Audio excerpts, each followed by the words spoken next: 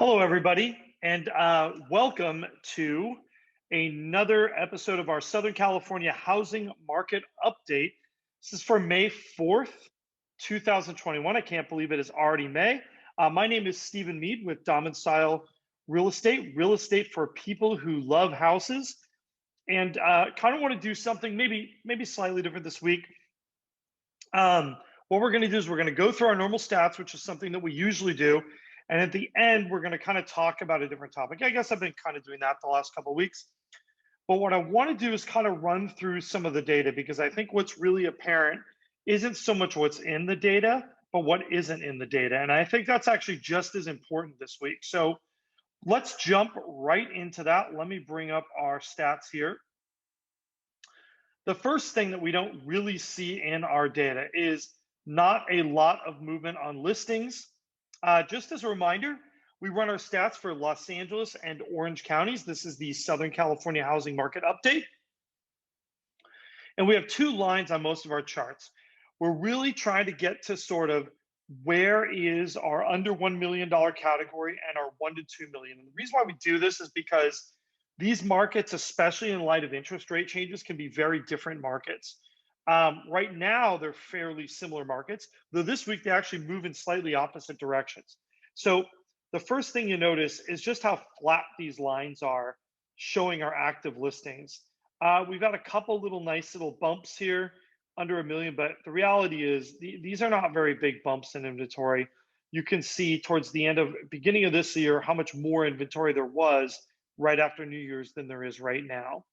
There's an ever so slight uptick, but honestly, really not very much, and a very, very tiny, barely perceptible downtick for our $1 to $2 million category.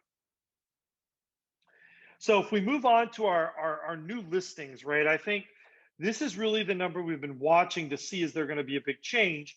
And what you see happening is kind of interesting. You'll notice that these new listings, this is kind of a 2-week running number. So looking back over the past 2 weeks, how many new listings enter the market, we see sort of this spring uptick, right? Like we were around 3,000 new listings back here January over a 2-week period. And now, and we got up by about the mid of March to sort of high 3,000s. And then really, this is just kind of fizzled out. I think right now we're right about 3,600 for our under 1 million category. And what I think is interesting is what people expected to happen was to watch this chart, this kind of line keep going, and this sort of new listings build, and it just hasn't really happened. That's kind of fizzled out. The graph is a little bit smoother down here for 1 to 2 million, but it's pretty much the same thing.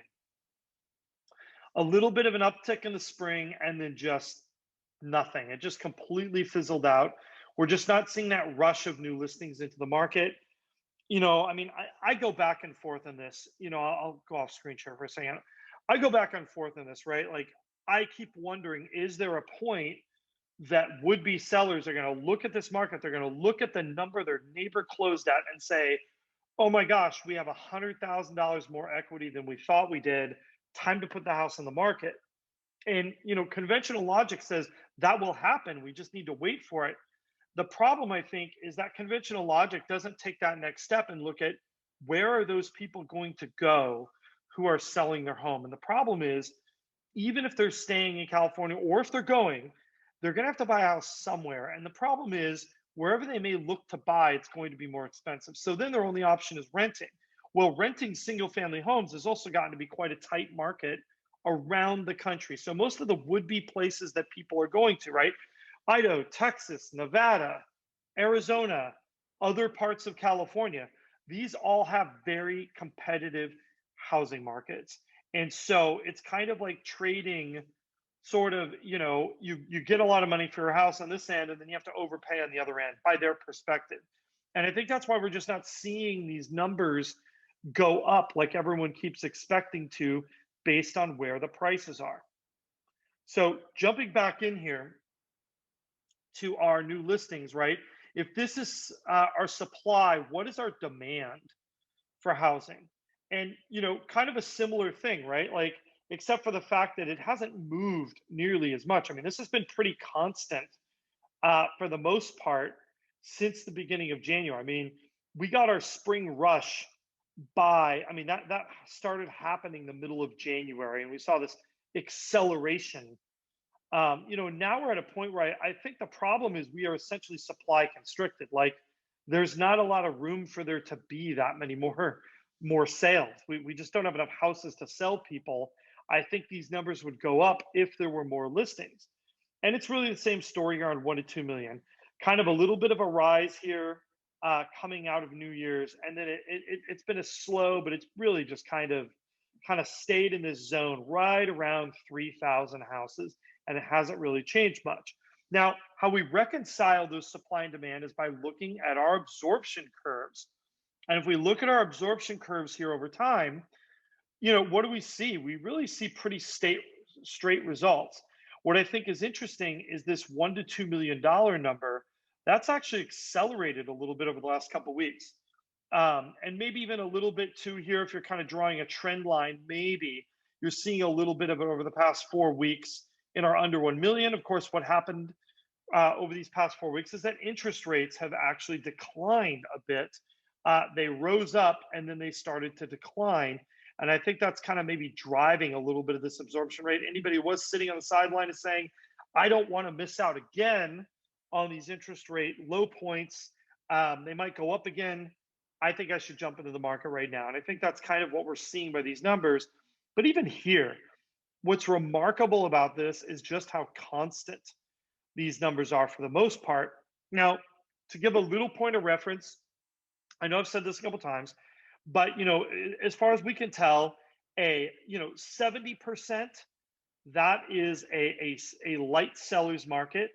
80% is a very strong seller's market, and anything towards 90 is just absolutely nuts, crazy. We don't know what's going on. And I mean, really, our under 1 million has kind of been flirting with that 90% mark the whole time. It dropped slightly a couple percentage points this week, but I don't really think that's a big change. Our 1 to 2 million, it's been a little bit easier. It's been generally in the 80s. That's kind of where we are now. Not huge changes. We haven't had a market. This is not a market that's really shifted. Even when interest rates went up and we had that period they were rising, we didn't really see this huge drop in demand that I think a lot of sort of the pundits were expecting. So if we look here at our pricing, and again, I want to caution you, this is pricing that is from 4 to 6 weeks ago. And I think it's very important to think what was going on in our market 4 to 6 weeks ago when these deals were negotiated. We were in a higher interest rate period. What did that do to those prices that were negotiated? We're finally seeing the results of that. So in our 25th percentile, our entry level, really, they just flattened. Those prices just kind of went flat. They didn't really drop. They just stayed where they were, which is funny because we were seeing a steady incline was our trend line here. But these prices, they just flattened out. And that really happened for the most part over all of our price ranges.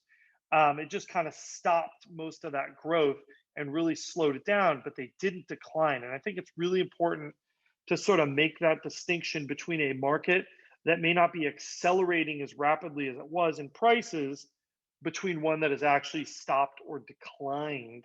And we really didn't see much of a decline. So this is kind of an interesting chart. And we've been using this a little bit and if you're looking for the good news this week, if you're a buyer, this is really the best news you're going to find. So what this attempts to measure is how many of the listings that came on in the last 14 days are still active or in a coming soon type status, meaning they have not been picked up yet. And if we look at that number, it's actually gone up in both of our price categories. This is a little bit of a leading indicator. And we're actually reaching almost, we're going to call sort of several month highs for our entry level pricing. That means that things might be getting a little bit easier. Kind of the same story here on our $1 to $2 million price range. This definitely means this past week has been a little bit easier. I think if you are negotiating in that marketplace, you're seeing that it looks like the things might not be moving quite as quickly, but the reality is these are not huge changes here either. And I think the way to read this graph is not that suddenly it's easy to buy a house. I think it may be ever so slightly less difficult. And the real question remains, is this going to be a trend? Are we going to see these numbers go to 80? If these numbers go to 80, then we're really going to have something to talk about in here. I'm not so sure that's going to happen. I think the rates are really driving this. I am hearing sort of increasing anecdotal murmurs in the marketplace, right? Like people are like, oh my gosh, the market is so crazy. How long can it go on like this?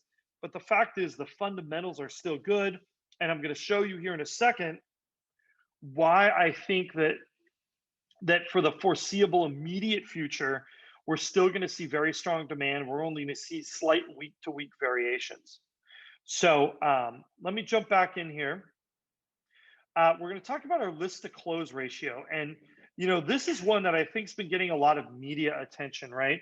Is people talk about like houses are going way over list price. And, psychologically, I think that has a lot of bearing on consumers.